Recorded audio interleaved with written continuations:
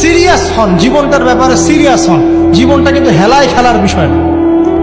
একবার চলে গেলে, একবার মৌত হয়ে গেলে কান্নাকাটি কোটি কোটি বছর করলে আল্লাহ পাক আর দ্বিতীয়বার পৃথিবীতে ফিরাই দিবে?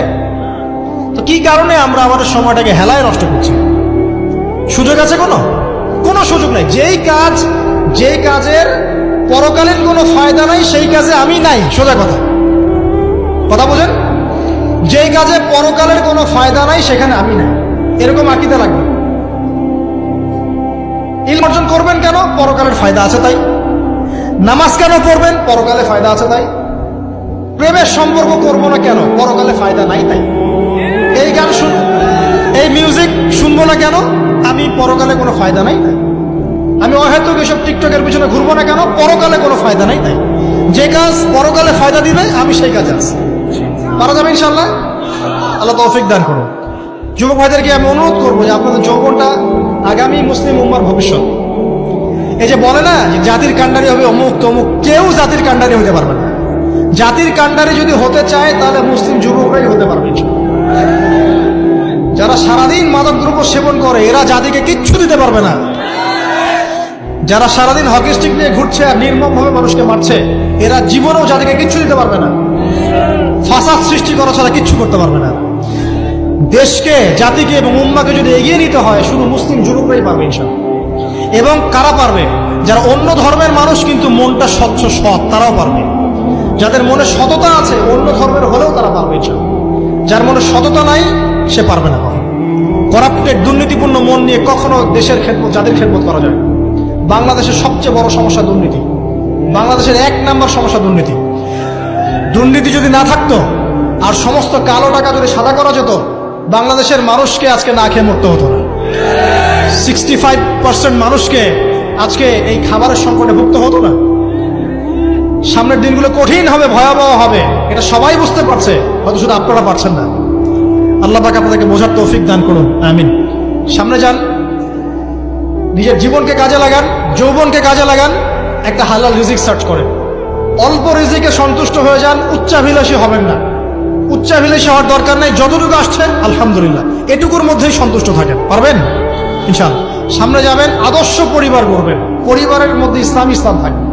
পরিবারের পিতা হবে ইব্রাহিম, পরিবার সন্তান হবে ইসমাইল, পরিবারের স্ত্রী হবে হাজারা অথবা সারা আলাইহিস সালাম। দিনদার ছেলে নাই, বিয়ে নাই। দিনদার মেয়ে নাই, বিয়ে নাই।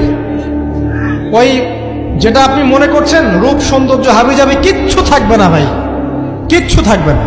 1 বছর 2 বছর পরে সব শেষ। দিনদার স্ত্রী পাবেন, চোখ বন্ধ করে বিয়ে করে ফেলবেন। আর দিনদার স্বামী পাবেন, বিয়ে করে ফেলবেন। আমার স্বামী কত বড় ব্যাংকের চাকরি করে, কত বড় ডিগ্রি, কত বড় সার্টিফিকেট, এটা পরের ইস্যু। আগের ইস্যু হচ্ছে আমার স্বামী নামাজ পড়ে কিনা, এই লোক আমার স্বামী হতে যাচ্ছে, এর দাঁড়িয়ে আছে কিনা, ইসলাম পালন করে কিনা, ইসলামের প্রতি ভালো ধারণা আছে কিনা, সে আমাকে পর্দায় রাখবে কিনা, এগুলো বড় জিনিস। পরিবার করব ইসলামিক ভিত্তিতে, ইসলাম নাই, পরিবার নাই।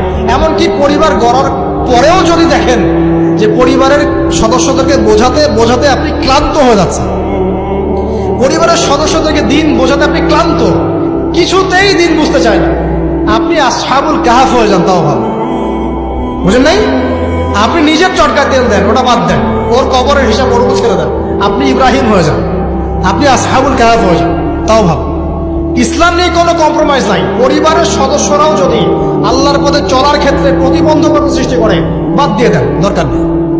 আল্লাহর জমিন প্রশস্ত, আল্লাহর জমিন প্রশস্ত, আল্লাহর রিজিক প্রশস্ত। ইনশাআল্লাহ আল্লাহ পাক উত্তম আরো কিছু দিবেন আপনাকে ইনশাআল্লাহ। খেয়াল রাখবেন, পরিবারের মধ্যে ইসলাম থাকতে হবে। এখানে কিন্তু আপনাকে কেউ বাধা দিবে না, এর কর্তা আপনি নিজেই। আল্লাহ পাক তৌফিক এনায়েত করুন, আমিন। পাশাপাশি সৎ কাজের আদেশ করেন, অসৎ কাজে নিষেধ করেন। মুসলিম উম্মার মধ্যে ঐক্যের চেষ্টা করেন, বিভক্তি সৃষ্টি করবেন। সবার মধ্যে ভালো জিনিস আছে, নিয়ে নেন, খারাপগুলো ছেড়ে দেন। এমন কোন সংগঠন বা দল বা জামা নাই যার 100%ই পরিশুদ্ধ, এমন কোনো নেই, কোথাও নেই। সবার মধ্যেই কিছু না কিছু ভুল থাকবেই, কিছু না কিছু ফল্ট থাকবেই।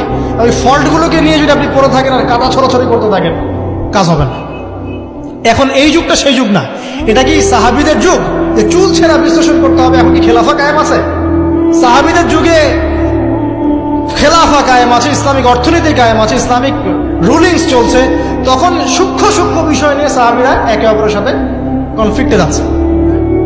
মত পার্থক্য হচ্ছে। আর এখন তো কিছুই নাই, এখন আপনি ওই ছোটখাটো বিষয় নিয়ে পড়ে আছেন, বড় বিষয়ের তো খোঁজ নাই এখন।